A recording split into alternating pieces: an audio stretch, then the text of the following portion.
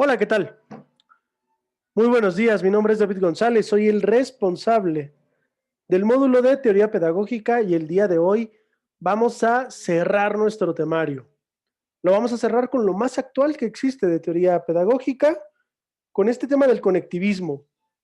Y es muy importante aclarar que se debate todavía si el conectivismo es una teoría del aprendizaje, si es una herramienta que tiene que ver con la didáctica, si es la forma en la que se está distribuyendo y compartiendo el conocimiento. Todavía estamos en esos puntos, pero como profesionales y como especialistas en educación, pues tenemos que conocer lo último que se está trabajando para que podamos tener un panorama completo. No nada más tenemos que ver el tránsito de la pedagogía clásica al conductismo, al constructivismo, eh, sino que también tenemos que ver hasta dónde se ha avanzado en este momento. Y miren que por decir este momento, les estoy hablando 2005 en adelante, o sea, esto es algo que tiene desarrollándose entre 10, 15 años entre Estados Unidos, Canadá. Eh, digamos que es poco lo que se trabaja de esta cuestión en Latinoamérica, pero que es sumamente importante. George Siemens, que es el autor de esta idea del conectivismo, sigue vivo, es de los, pues creo que es el único de los pensadores que les puedo mencionar que todavía no ha pasado a otro plano. Lo último que vimos fue Bernstein, que ya no se encuentra con nosotros, pero George Siemens sí. Entonces, el día de hoy vamos a hacer un ligero cambio. El día de hoy no vamos a hablar de la historia del autor, sino un poquito de la historia de nosotros mismos.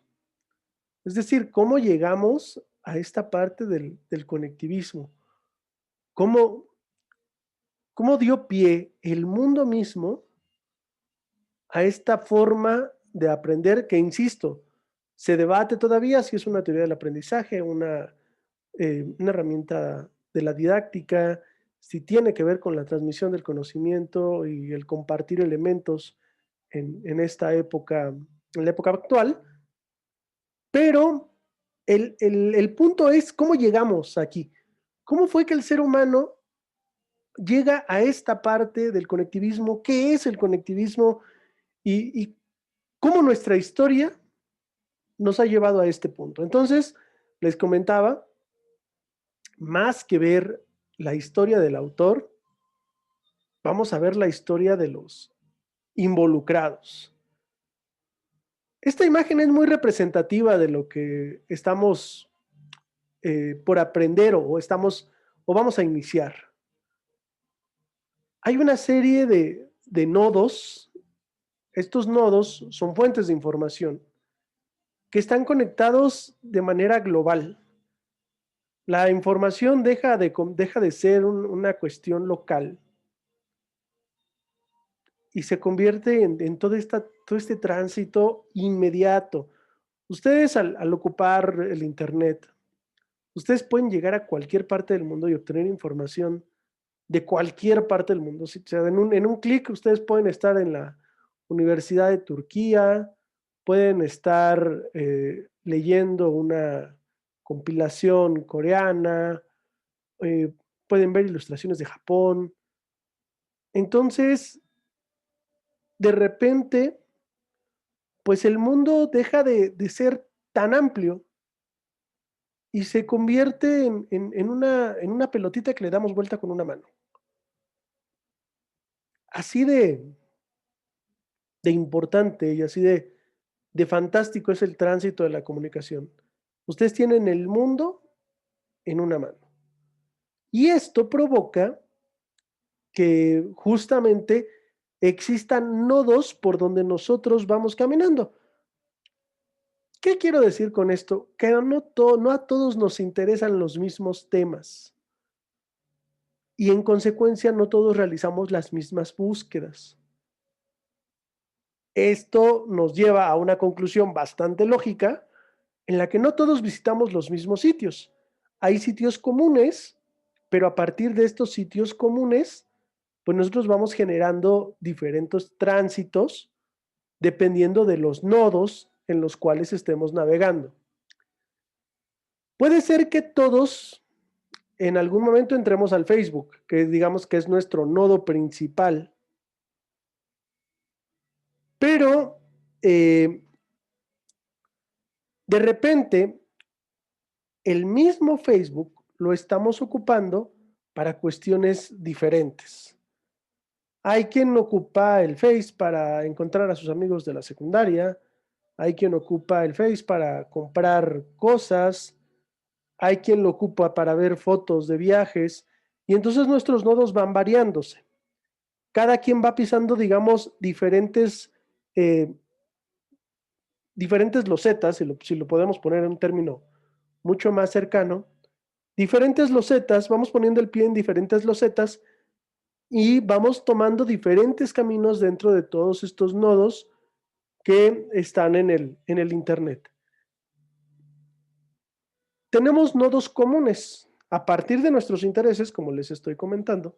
A partir de nuestros intereses existen nodos comunes en los cuales muchos de nosotros vamos coincidiendo, es decir, nos alejamos de unos, pero nos acercamos con otros. Y entonces esta cuestión de los intereses nos va reuniendo como grupo aún en esta supercarretera de la información. Regresando entonces a esta parte de la historia, ¿cómo es que el conocimiento, la información y el hombre llegaron a este punto? Bueno, vamos a comenzar con algunos conceptos. El primero es Web 2.0. ¿Qué es la Web 2.0? Bueno, es la que incorpora al usuario como un agente activo, es decir, las páginas no solamente le van a referir información al usuario, sino que le van a permitir al usuario interactuar con la página, generarle contenido. El ejemplo más claro de esto son las redes sociales, en los que no nada más somos consumidores, sino que también somos publicadores activos. Es decir, le metemos contenido a la red social y la red social se hace cada vez más grande gracias a nuestras publicaciones. Es decir, es simplemente un espacio en el que nuestras publicaciones y nuestras interacciones le dan estructura y le van dando un sentido. Entonces, tenemos redes sociales que ocupamos para compartir, redes sociales que ocupamos para conocer personas, para intercambiar videos, para intercambiar imágenes, para ver bolsas de trabajo, para conocer intereses. Y todo esto va conformando la red social, pero la red social se alimenta de nosotros. Incluso para aquellos que manejan, que tienen coche, en algún momento ustedes ocuparon el Waze y el Google Maps, ¿no? Hubo un momento en que la competencia estuvo en cómo navegabas. ¿Navegabas con Waze o navegabas con Google Maps al momento de manejar? Y entonces la situación es que cada una de estas dos aplicaciones son alimentadas por los mismos usuarios. Hubo un momento en que Waze tuvo una gran cantidad de usuarios, o sea, mucha gente manejaba utilizando el Waze, y eso le permitía a Waze identificar los espacios donde había más o menos tránsito. Le permitía medir tiempos de una manera mucho más precisa. ¿Qué pasó con Waze? Que Google Maps le empezó a ganar terreno a partir de las diferentes extensiones y aplicaciones que tenía. Entonces empezó a meterse cada vez más Google Maps y Waze empezó a perder usuarios que ganaba Google Maps. ¿Qué pasó? Bueno, pues que Waze cada vez fue siendo menos exacto. ¿Por qué fue menos exacto cada vez Waze? Porque el Waze se alimenta de sus usuarios. Si hay una mayor cantidad de usuarios, hay una mayor alimentación de datos, y si hay una menor alimentación de datos, pues entonces empiezan a ser, se empiezan a generar pronósticos que son inexactos. Y entonces el Waze empezó a fallar mucho en la estimación de los tiempos y la estimación de las rutas. Eso provocó que todavía más gente pasara al Google Maps. Hasta que ahorita Waze, pues es una plataforma que se reconoce, que todavía la identificamos, pero que tal vez las nuevas generaciones que están aprendiendo a manejar, digamos, quien lleva 2 o 3 años manejando, pues seguramente no identifica el Waze, no sabe cómo funciona Waze. Mientras los que tenemos 5 o 6 años, el Waze fue pues, digamos, la base, ¿no? Terminó la información analógica, me refiero al tránsito, y comenzó la era digital para muchos con la aplicación de Waze. Entonces, los usuarios alimentan la plataforma con datos. Estos datos hacen que estos puntos, que estos nodos crezcan y sean más eficientes. En tanto hay una menor cantidad de usuarios y hay una menor alimentación de los datos, pues entonces la página, la aplicación empieza a ser cada vez menos exacta. Este es un ejemplo de una web 2.0. Así funciona. Obviamente el Facebook, el Flickr, el Twitter, el Instagram, todo eso es web 2.0. Todo aquello a lo que nosotros le metemos información se convierte en un web 2.0. Todas estas aplicaciones de la web 2.0 tienen en común una disposición hacia la interactividad. Es decir, lo que yo publico lo ve alguien más porque yo puedo ver lo que alguien más publica. Y se construye un sentido de comunidad entre personas que pueden ser desconocidas o estar a miles de kilómetros de distancia.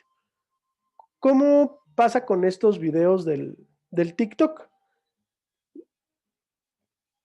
Bueno, muchos videos se han hecho virales. Uno de los que reconozco de manera reciente es el de qué bonito trapeas, Esperancita. ¿Recuerdan? Para los que hayan visto ese video, ese reto del TikTok de qué bonito trapeas, Esperancita. Bueno, pues fue, digamos que transitó entre varios países, gente que completamente desconocida unos de los otros compartían y hacían este mismo video porque había un sentido de pertenencia, un sentido de comunidad en la cual empezaban a compartirse este tipo de situaciones. Entonces, la web 2.0 nos da un espacio donde nuestros intereses coinciden y a partir de esa confluencia, bueno, pues entonces se generan comunidades que son alimentadas por los usuarios.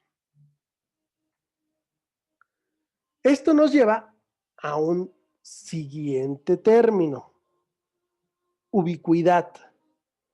Ubicuidad significa que está presente en un mismo tiempo en todas partes. Este fenómeno era atribuible en la antigüedad únicamente a Dios.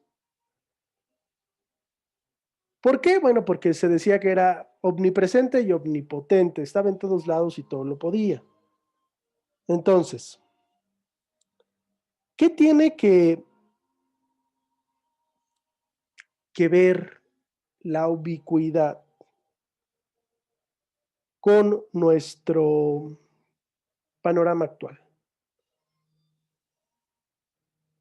Pues justamente lo que les estaba diciendo al inicio.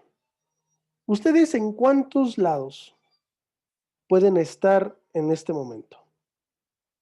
O cuando están navegando por internet.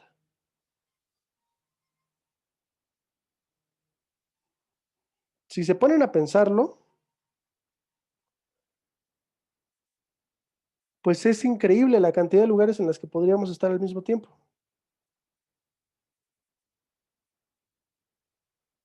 ¿Por qué? En el caso específico de vamos a tomar el ejemplo de la maestra Gloria. La maestra Gloria hace un momento estuvo con ustedes y en el mismo tiempo en el que estuvo con ustedes, estaba de manera virtual en otro lado y de manera física en un lado completamente diferente. Entonces, estuvo presente por lo pronto en 3 lugares. Pero si alguna persona de cualquier otro lugar del mundo encontró su liga de YouTube y se puso a ver su clase en YouTube, entonces la maestra Gloria estuvo en más lugares de los que nosotros estamos mencionando. ¿Cómo se logra esto? Pues a través del Internet, justamente. A través de este gran, gran mapa que se convierte en un pequeño espacio, en esta bolita que podemos manejar con una mano. Es el mismo caso con nosotros en teoría pedagógica. Estoy con ustedes en WEM, que es Estado de México, están acompañándonos también nuestros compañeros en otra parte de la República, Tlaxcala, y bueno, yo estoy en el Estado de México y hay veces que me ha tocado estar dando clase desde Querétaro o Ciudad de México.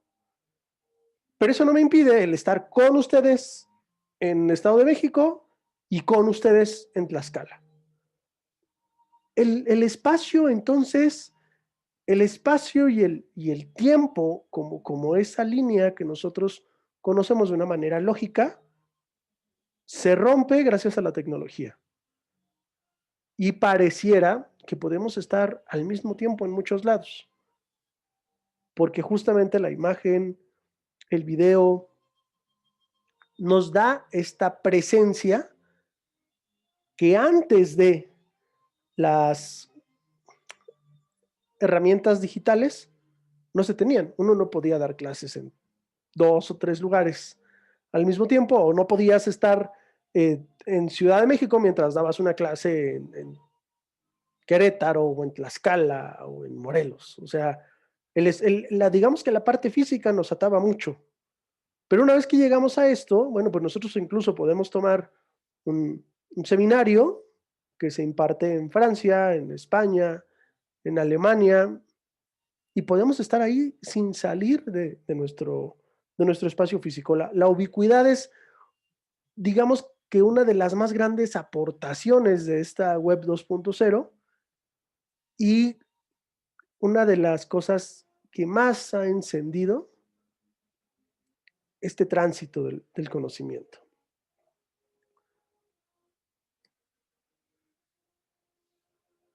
El siguiente término que es imprescindible para entender esta situación es el nativo digital.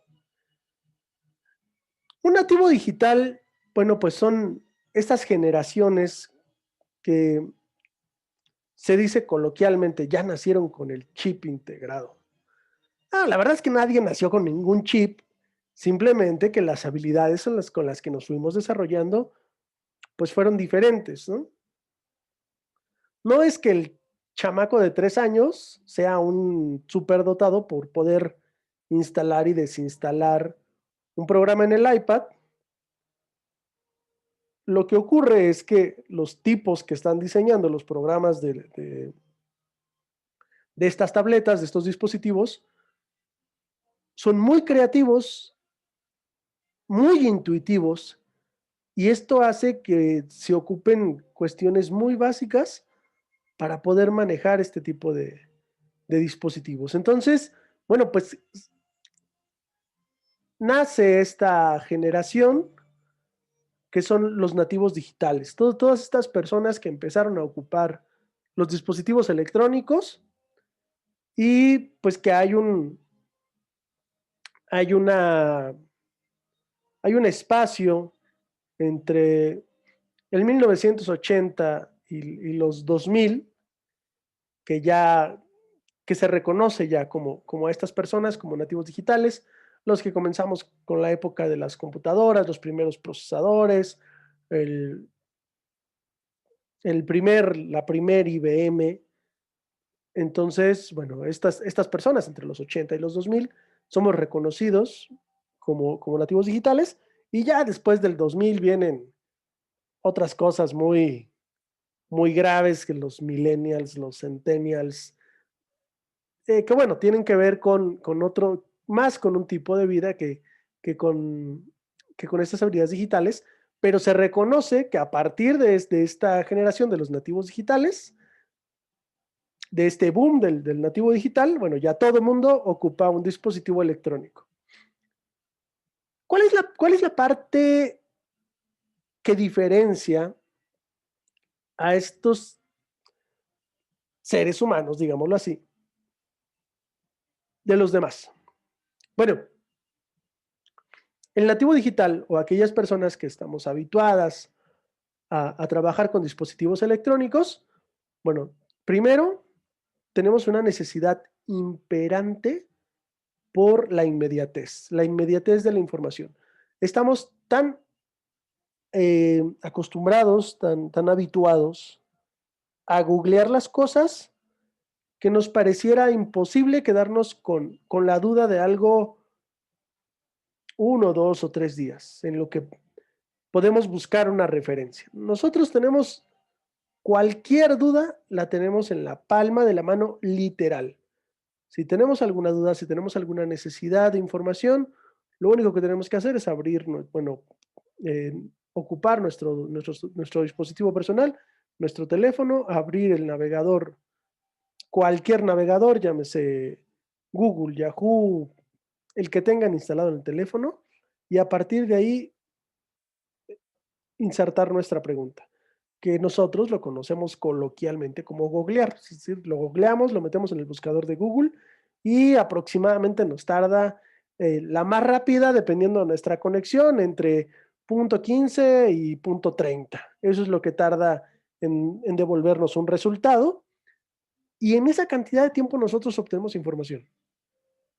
Si ustedes comparan eso con el antes de, cuando las personas tenían que esperar a ir a un libro especializado en una biblioteca, incluso en la biblioteca misma de su casa, pues hay una brecha enorme. Hay una cantidad de tiempo que nosotros podríamos ver como desperdiciado, increíble. Actualmente nosotros no entendemos el mundo sin los dispositivos que tenemos ahorita. Es decir, no entendemos cómo no traer un teléfono en la mano cómo puede ser viable, cómo traer un teléfono sin datos puede resolvernos alguna situación. O sea, si nosotros tenemos un teléfono y el teléfono no trae WhatsApp, no trae el Face, entonces así como que, no, pues nada más te sirve para llamar, chavo. Pues esa era la intención primaria del teléfono, ¿no? Poder llamar a alguien. Pero ahora, si no tenemos los datos, pues entonces pareciera que pues no, casi no sirve tu teléfono, porque nada más tiene para sacar llamadas, para sacar llamadas, perdón. Entonces, bueno, hay una cuestión ahí que es importante, ¿no? El cómo las cosas han venido modificando nuestra percepción del mundo. Otra de las características es que tienen conciencia de que progresan si tienen satisfacción o recompensas inmediatas. Tiene que ver con lo que les mencionaba acerca del recibir información tan rápido, es decir, los estímulos que estamos recibiendo son inmediatos y nos van generando cierta satisfacción. Hay muchas personas que necesitan sacarle foto a lo que van a comer antes de comer, como si eso fuera a mantenerles la esencia, o hay otras personas que seguramente todos tenemos conocidos de ese tipo. Hay personas que no pueden salir a Xochimilco sin sacarse una foto, o ir al centro de su comunidad sin sacarse una foto y publicarla en el Face. O sea, No pueden ir a comer un elote porque todo el mundo se tiene que enterar que fueron a comer un elote. ¿Por qué pasa eso? Bueno, justamente porque se genera una satisfacción y nosotros mismos somos los culpables de que esa persona lo siga haciendo. En el momento en el que nosotros le damos un like o le ponemos un comentario a estas fotos sin sentido, bueno, pues lo único que estamos haciendo, conductualmente hablando, es generando un refuerzo positivo a esta situación.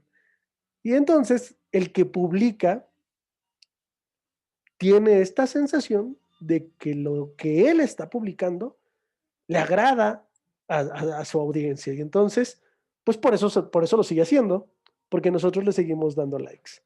Esa es parte de su satisfacción, es parte de la recompensa que va teniendo en el momento de que sube una foto y alguien le pone like, me gusta, ¿no?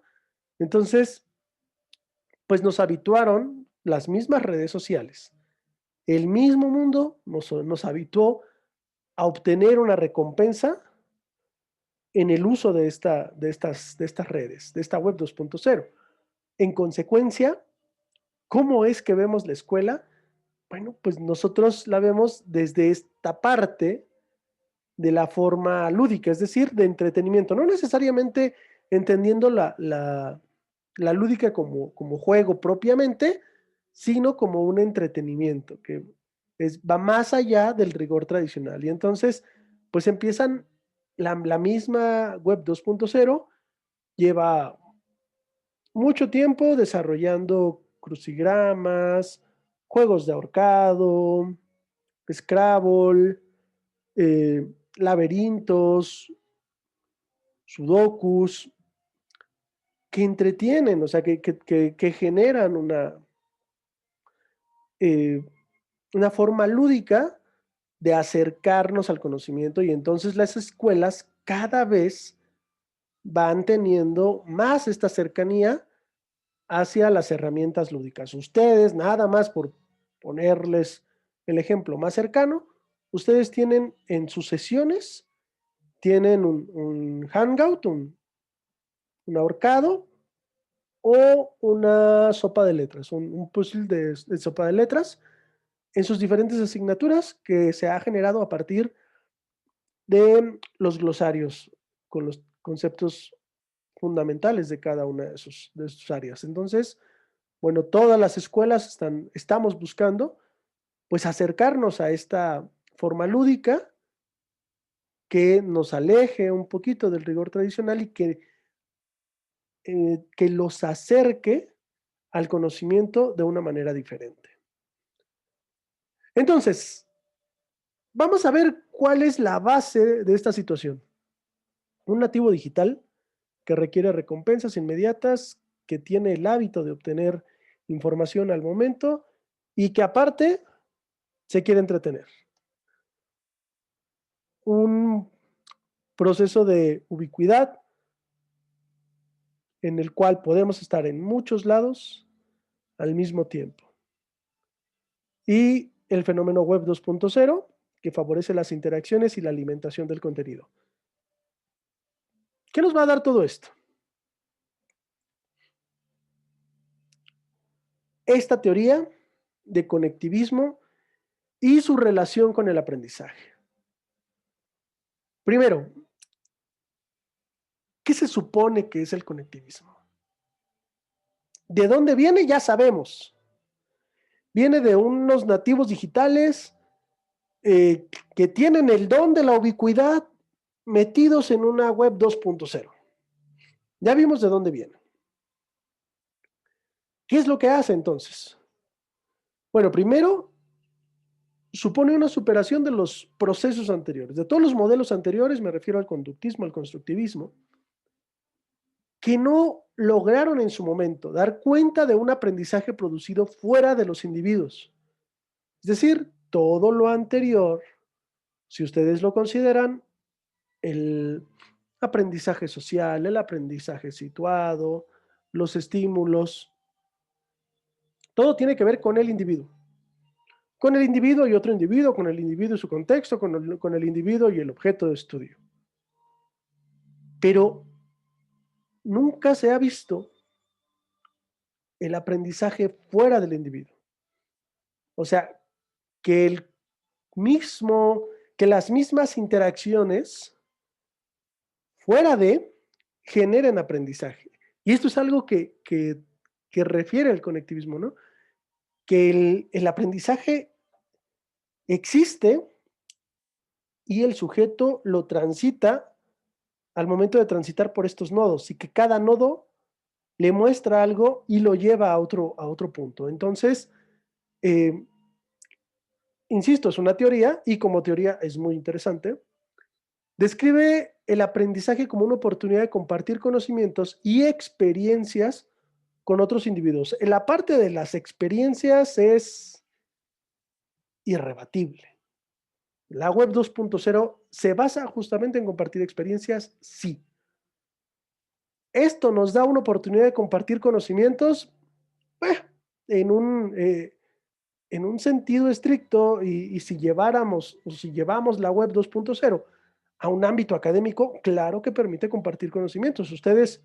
Eh, ustedes lo hacen en sus clases, ¿no? ¿Se puede hacer? Claro que se puede hacer. Y entonces se ocupa la web 2.0 para compartir conocimientos y experiencias en un estricto sentido, sí, considerando, insisto, la parte académica que puede tener esta web 2.0. Se desarrolla un aprendizaje colaborativo y andamiaje del docente a través de un entorno virtual. Es decir, eh, el mismo docente puede llevar a su grupo de alumnos hacia un aprendizaje colaborativo y generar un andamiaje a través de un entorno virtual. Pero el conectivismo también nos está diciendo que este andamiaje y que este tránsito por los nodos puede ser con el docente y sin el docente. Y aquí es donde las cosas se ponen un poquito escabrosas, ¿no? Porque hemos visto al docente como el experto, el adulto experto, para para este aprendiz. Entonces el conectivismo nos dice que los nodos, los puntos de información, pueden ser tan fuertes que lleven al sujeto por el tránsito de los aprendizajes. Y entonces el docente pasa a ser todavía poquito menos que un facilitador y pues le deja como en, digamos que meramente como un observador del tránsito del alumno para poder guiarlo. Entonces, es una parte que, digamos, de las más discutidas de esta teoría del conectivismo, el rol que tiene el docente en esta concepción del aprendizaje. ¿Cuál es la relación entre el conectivismo y la web 2.0? Primero, los alumnos identifican patrones que confieren significados, que es lo que yo les estaba comentando hace rato con el ejemplo del Facebook. Tenemos nodos que son comunes, pero a partir de nuestros intereses se van generando comunidades diferentes, aunque todos partamos de un nodo común. Y entonces vamos a identificar patrones, es decir, búsquedas específicas que nos lleven a significados. Vamos a poner un ejemplo, ¿no? Si yo les dijera, chicos, por favor, abran su Face y vamos a un sitio de compras. Entonces, en función de las comunidades, ustedes le darían un significado a este nodo. Va a haber algunas chicas que acaben en Shane, por ejemplo, ¿no? En esta tienda Shane, habrá otros que nos vayamos a la comunidad de nuestra colonia o del mercado de nuestra colonia, que también ya tiene el Facebook, y habrá quien se vaya a otro lado, ¿no? Eh, entonces, hay patrones a los que nosotros les vamos a dar significado y entonces las compras, educación, entretenimiento, juegos, van teniendo significados dentro de esta web 2.0. Hay gente que entra al Face a jugar, y ya tiene el camino hecho y el mismo Face se lo lleva, ¿no? Ya entraste, pásale de este lado, está tu Escape Garden y tus Dragon City y todas estas cosas, porque, vamos, insisto, son programas muy intuitivos que van identificando hacia dónde te mueves y a partir de eso, pues te lleva. Y entonces el mismo Instagram puede tener muchos significados en función de quién lo ocupa y para qué lo ocupa y qué es lo que vemos en el Instagram. Entonces, eh, el aprendizaje en esta lógica que les estoy mencionando deja de ser transferido para ser encontrado. Yo no les puedo decir para qué sirve el Instagram o cuál es la función del Instagram, porque cada uno de ustedes puede encontrarle una utilidad diferente al, al Instagram o puede encontrarle una utilidad diferente al TikTok. O si de plano ni siquiera lo conocen, pues ahí está más difícil la cosa, ¿no? Entonces, yo no les puedo decir para qué es, porque ustedes encuentran para qué es.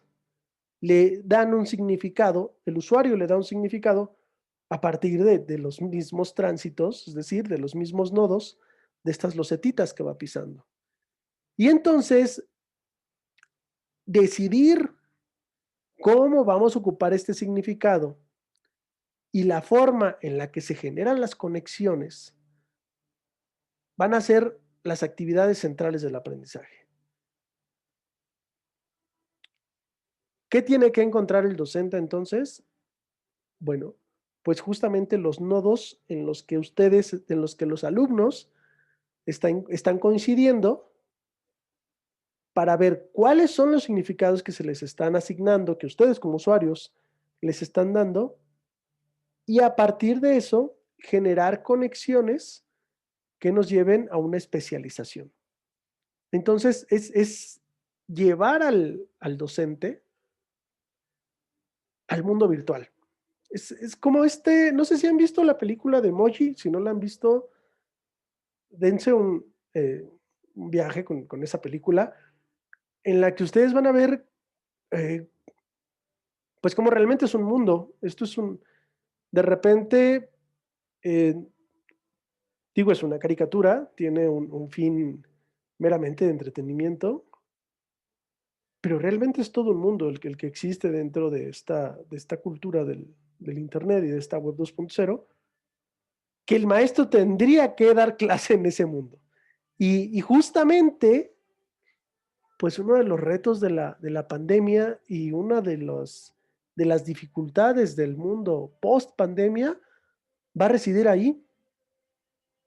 Los muchachos están pasando tanto tiempo en la web, están pasando tanto tiempo en estos entornos virtuales, que una vez que termine el confinamiento, nos va a ser muy difícil sacarlos de ahí para regresarlos a las aulas. No son las mismas generaciones que somos nosotros y están recibiendo estímulos muy diferentes a los que recibimos nosotros. Entonces, me, me parece que ustedes están estudiando en un tiempo por demás singular, porque justamente son el sándwich, están en el mero tránsito entre el mundo antes de la pandemia y lo que va a ser el mundo después de la pandemia.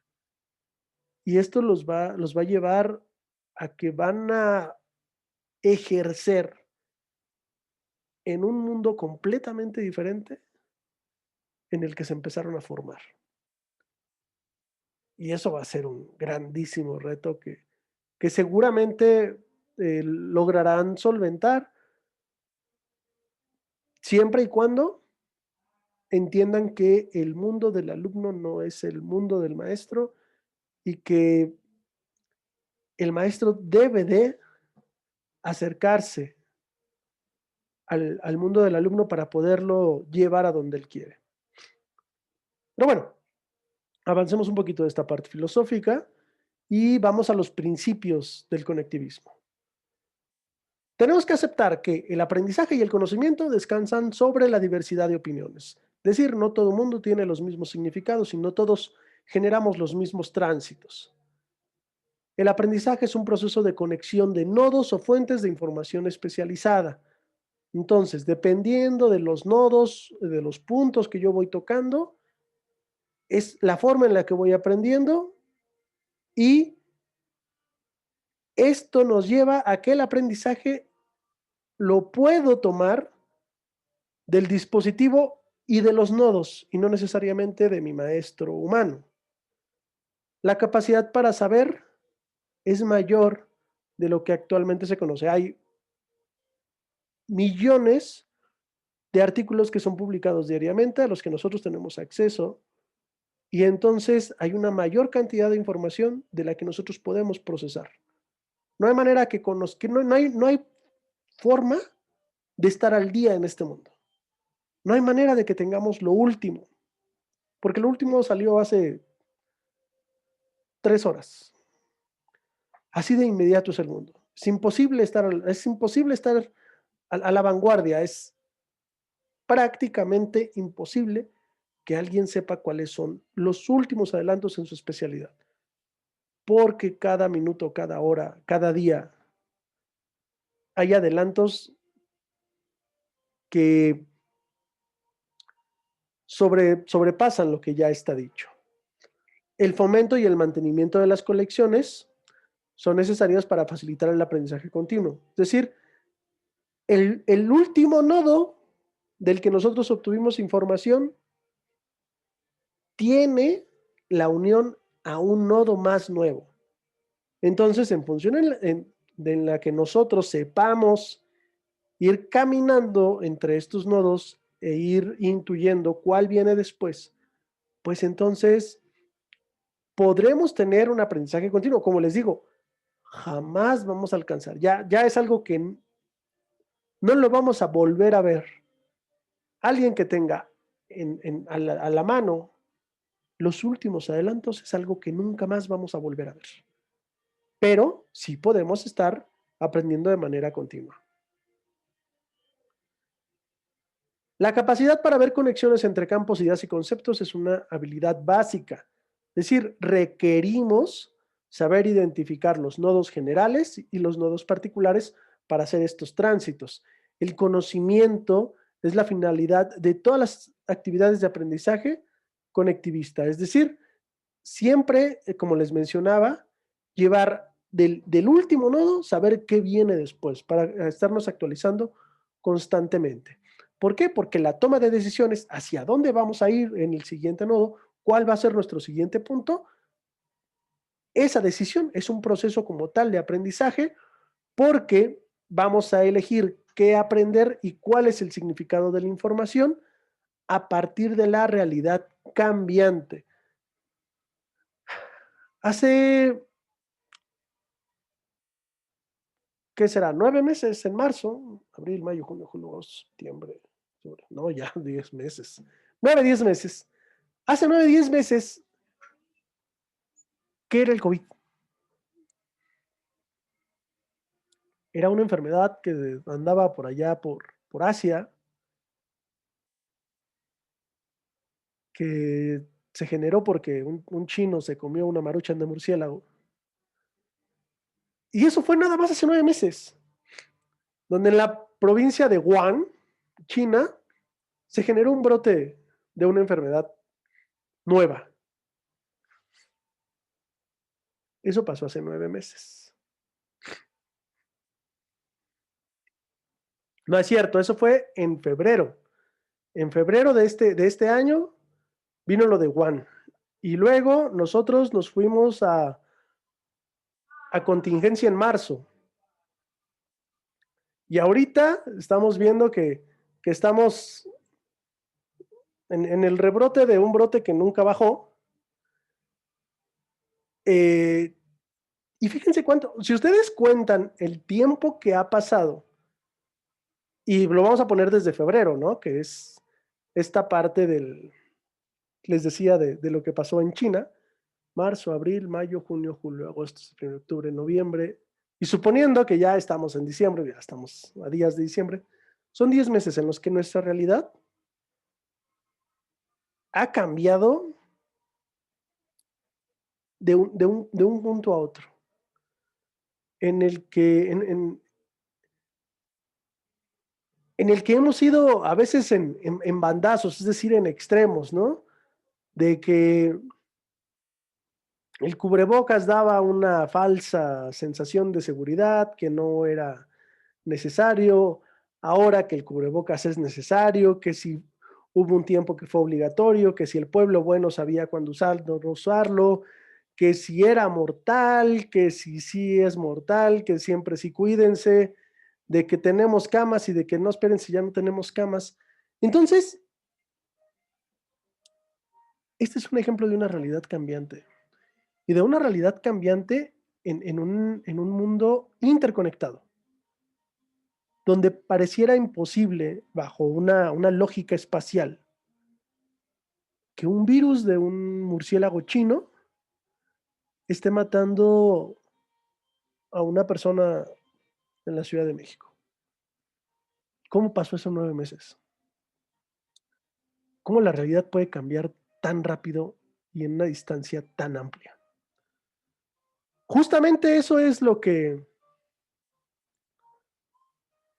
trata esta teoría, ¿no? Del cómo la realidad cambia y el conocimiento cambia con la realidad. Y entonces los nodos que existían en marzo y de los que la gente se iba agarrando o iba tomando, no son los mismos nodos que ocupa la gente en este momento. Entonces, digamos que los aprendizajes, la forma en la que se van adquiriendo, necesariamente cambiaron. Y aquellos nodos donde, o aquellos tránsitos, rutas de información que mencionaban que el COVID no era mortal o que el COVID era una cuestión que, ¿se acuerdan que hubo un tiempo que se mencionó que se moría en las altas temperaturas y que en consecuencia en las zonas tropicales no iba a pegar tanto? Hubo un tiempo que esa información fue válida hasta que el COVID demostró lo contrario. Y entonces esos nodos dejaron de existir, se desvanecieron. Hagan de cuenta que ese camino se desvaneció, se evaporó y se crearon otros caminos de información donde nos empezaban a decir que sí, que el virus tenía una vida en las diferentes superficies. Y entonces estos nodos fueron validándose y nosotros los fuimos validando. Esto es elegir qué aprender y el significado de la información. La información ahora es más cambiante que nunca antes en la historia del hombre y da estos vuelcos. O sea, imaginen esta curva donde decía, es que el COVID se muere a los no sé cuántos grados, entonces en las zonas tropicales no pega y de repente, ¡frum!, se enferma hasta el presidente de Brasil y entonces damos vuelta. Oigan, ¿qué creen que sí sobrevive en el calor, así que cuídense? Entonces, la información da una vuelta así terrible, es una curva cerradísima y esto lo soporta esta teoría. ¿Sí? Una realidad, hay que ver el aprendizaje a partir de una realidad cambiante. Aquellos que estudiamos la secundaria en los 80, sabíamos que el sistema solar se acababa en Plutón. Plutón era un planeta y Caronte era su luna. Ya ahorita ya pregúntenle a un chamaco de primaria qué es Plutón y qué es Caronte y va a pensar que lo están cotorreando. O sea, y estamos hablando de 30 años, ¿no? 30 años en los que el espacio definitivamente no cambió. El universo es el mismo, pero el, la forma en la que nos acercamos es muy diferente. Y los tránsitos que existen para este conocimiento, pues han cambiado. Y nos dice George Siemens una frase eh, certera. The learning is the network. El aprendizaje es la red. Ahí pueden ver ustedes los noditos. Cada puntito, imaginen que cada puntito es un sujeto y llega a un nodo y cambia de dirección y genera interacciones y vuelve a cambiar de dirección. Todos estos cuadritos se van a iluminar en función del número de usuarios y van a ir desapareciendo en cuanto los usuarios se alejan. Eso es el conocimiento en la red. Entonces, en, digamos que si lo imaginamos de esa manera, si identificamos que el conocimiento parte de esta manera, se modifica en función de la realidad de los usuarios, pues tenemos una teoría que nos dice que el mundo ha cambiado de una manera increíble. El conocimiento queda constituido entonces por una formación de conexiones entre nodos de información. O sea, entre estos cuadritos están conectados. Ya sean estos conocimientos aislados o redes enteras, ustedes pueden ver, hay redes de cuadritos y hay otros cuadritos que están aislados. El aprendizaje precisamente consiste en la destreza para construir y atravesar estas redes. Entonces el aprendizaje consiste en generar cuadritos, en alimentar estos cuadritos y en cambiar de dirección. El aprendizaje no es lineal, es hasta cierto punto incierto. Nos lleva, nos cambia de dirección, genera redes de información y así como estas redes de información se crean, así desaparecen en el momento en el que desaparecen los usuarios. El usuario alimenta el cuadrito, lo ilumina, lo lleva a su punto máximo y después lo abandona y hace que este cuadrito o este nodo vaya desapareciendo poco a poco, hasta que deja de existir. Y entonces ese aprendizaje que se tenía como validado no lo es más, porque hay uno nuevo que está siendo alimentado por otros usuarios, pero que tendrá exactamente el mismo fin en función de la realidad cambiante. Bueno, el conectivismo es apasionante, de verdad. Insisto, es una teoría, no es algo que esté científicamente comprobado, validado, pero desde la perspectiva de David González Espinosa, explica perfectamente la manera en la que el mundo se mueve y la forma en la que los usuarios se mueven en el mundo de la Internet.